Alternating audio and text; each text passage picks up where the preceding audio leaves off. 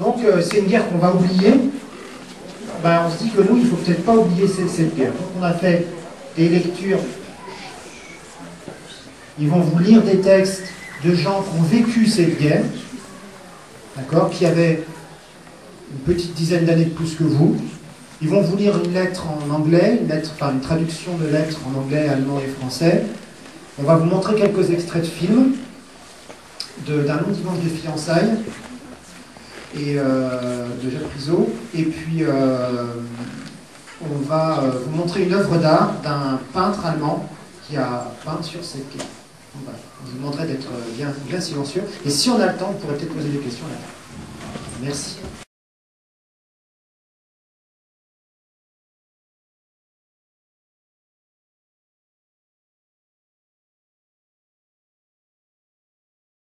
Extrait d'un long dimanche de fiançailles de Jean-Pierre Jeunet.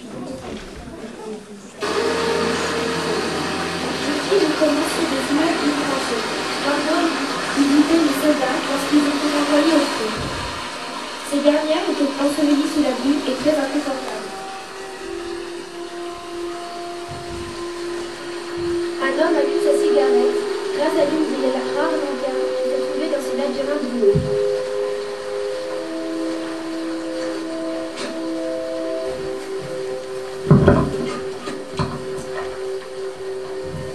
Une voix va nous expliquer que des soldats vont être exécutés. Le samedi 6 janvier 1917, 5 soldats condamnés à mort étaient conduits dans le secteur de Bouchabeille, sur le flanc de la Somme. La voix s'arrête et les images nous montrent dans quelles conditions vivaient les hommes, que l'on appelait poilus. On y voit des tranchées inondées par la pluie et des soldats qui essayent tant bien que mal de rester au sec. Ils sont recroquevillés sur eux-mêmes, certains fument, peut-être c'était leur seul moyen pour avoir un peu de chaleur. Le premier des accusés apparaît à l'écran et la voix reprend pour nous expliquer pourquoi il est arrivé là.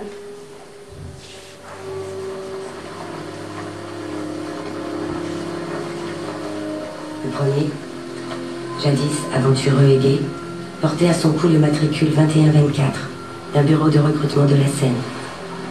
Il avait des bottes à ses pieds, prises à un Allemand. Il avait pris ses bottes à un ennemi qui n'en avait plus besoin, pour remplacer, bien bourré de paille ou de papier journal, sa paire de vieux godillots.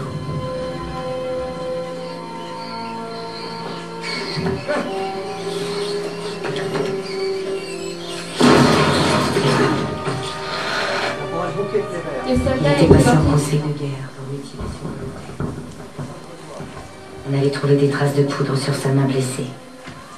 On l'avait condamné à mort. Cet homme est condamné pour mutinerie. Cette raison qui poussait, pendant la guerre, les hommes à se blesser volontairement pour ne plus assister à ce triste spectacle qu'était la guerre. Mais lui est seulement victime d'une balle dans la main, qu'il s'est mise en voulant tuer un des nombreux rats qui envahissaient les tranchées.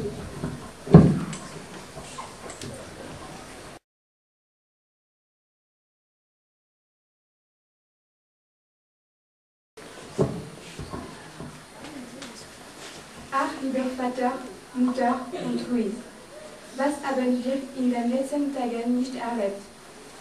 Es ist nicht zu beschreiben und für euch besser so. Ah, cher père, mère et Louise, ce que nous avons vécu ces derniers jours est indescriptible et c'est aussi bien ainsi pour vous. Oh dear father, mother and Louise, what we have experienced during those days is indescribable and it is as well for you. Wir haben 24 Studenten in einem Dorf in einer fürchterlichen Schucht gelegen und viele Familienväter auf der Werkstatt liegen lassen. Nous avons passé 24 heures dans un horrible ravin et laissé à Wallstatt beaucoup de pères de famille. We had spent 24 hours in a horrible ravine and left in Wallstatt many fathers. Es waren fürchterliche Studenten. Unsere Kompanie hat 7 Tote und viele Verwundete. Die vierte in ganzen 41 Mann verletzt. Ce furent des heures épouvantables. Notre compagnie avait 7 morts et beaucoup de blessés. La quatrième déplora 41 hommes perdus. It was a terrible moment. Our company suffered 7 casualties and thousands of injuries. The fourth company lost 41 men. Alles ist uns zuwider und man lebt sehr stumpfsinnig. Wie ein Wehr in den Tag innen, nichts als ein Interesse für mich. Tout nous répugne et on peut... Tout nous répugne et on vit ici dans la stupidité même telle du bétail, rien n'a plus d'intérêt pour moi. Everything is disgusting and we live here in the same stupidity as livestock. Nothing is interesting for me. Nur noch der eine Gedanke. Friede, Friede, Friede. Je n'ai plus qu'une pensée, la paix, la paix, la paix. I only have one thought, peace, peace, peace. Cette lettre écrite le 25 février 1915 par un soldat du camp allemand est importante. Elle montre les mauvaises conditions des soldats, comme des heures passées dans les ravins boueux tapissés de cadavres, et aussi le grand nombre de morts. Dans le camp allemand, environ 2 millions de morts ont été comptés à la fin de la guerre. On peut également lire que ce soldat est complètement découragé. Il n'a plus d'intérêt pour rien. On se demande même s'il ne préférait pas mourir plutôt que de vivre cette guerre. Il qualifie lui-même de stupide et répugnante.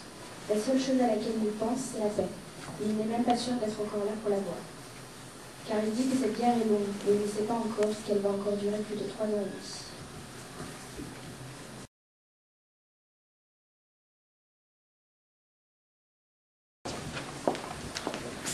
Les deux extraits se passent durant la première guerre 14-18. Dans les tranchées, les soldats sont effrayés, épuisés et ne supportent plus la vie sur le feu.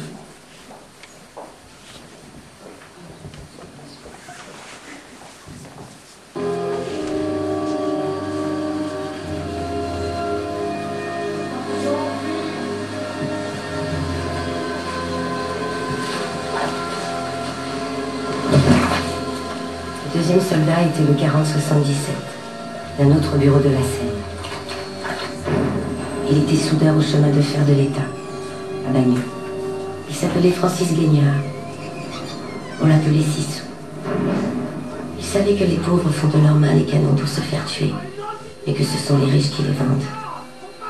Il essayait de le dire dans les cantonnements, mais il n'expliquait pas bien. Et le mauvais vin, qui est le compagnon de la misère, abrutissait tant le regard des soldats qu'ils savaient encore moins comment les atteindre.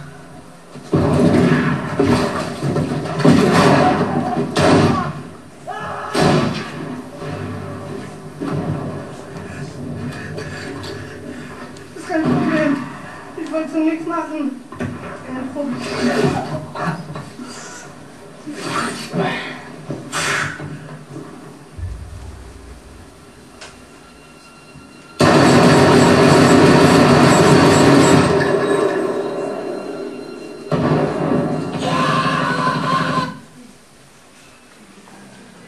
Le 4077, Francis Guignard, soudeur au chemin de fer. Il n'arrive pas à tuer un soldat allemand qui se trouve face à lui. Un autre soldat l'exécute devant lui avec une baïonnette. Cette image le terrorise. Il veut quitter le front, fuir cette horreur. Il décide donc de se blesser volontairement en se brûlant les mains sur une mitrailleuse.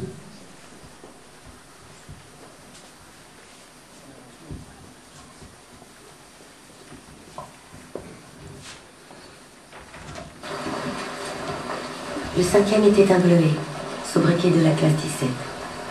Il lui manquait 5 mois pour avoir 20 ans. À présent, il avait peur de tout.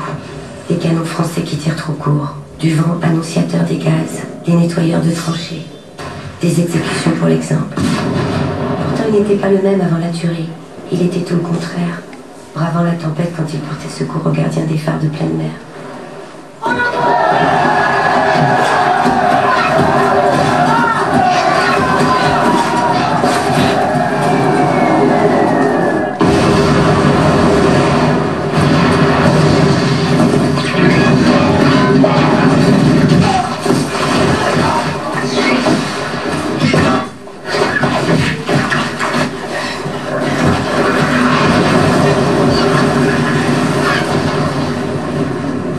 Et puis, il y avait eu un obus de trop.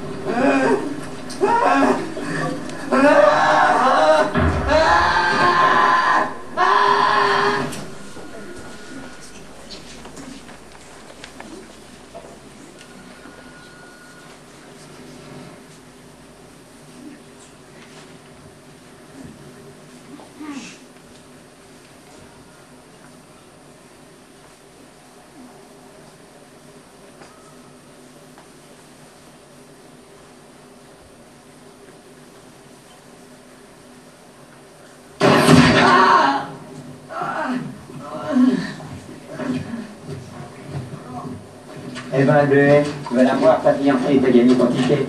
Un ticket pour la cour martiale, oui. Allez, sergent, fermez les yeux pour une fois.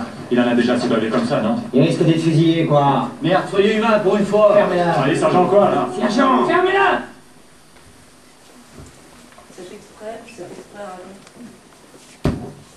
Cet extrait raconte l'histoire de Sabriquet, âgé de moins de 20 ans. Il a peur de tous ces bruits de canons, des exécutions et des nettoyeurs de tranchées. Lors d'un combat, un de ses amis se fait exploser devant lui par un homme.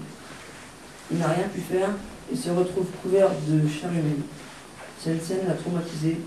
Il décide donc, un soir, d'allumer une cigarette dans une tranchée. Il lève sa cigarette et se plante une balle dans la main. Ce soldat a préféré se blesser volontairement pour quitter le front. La blessure volontaire est punie. Les deux hommes ne rentreront pas chez eux, mais seront exécutés par leurs supérieurs pour faute. Les deux soldats n'avaient donc aucun moyen de fuir cette guerre. Ils étaient soit tués par les Allemands, soit exécutés par des Français pour blessure volontaire. Les personnes ont dû être traumatisées à vie. Cette guerre est vraiment horrible et ne doit pas se renouveler.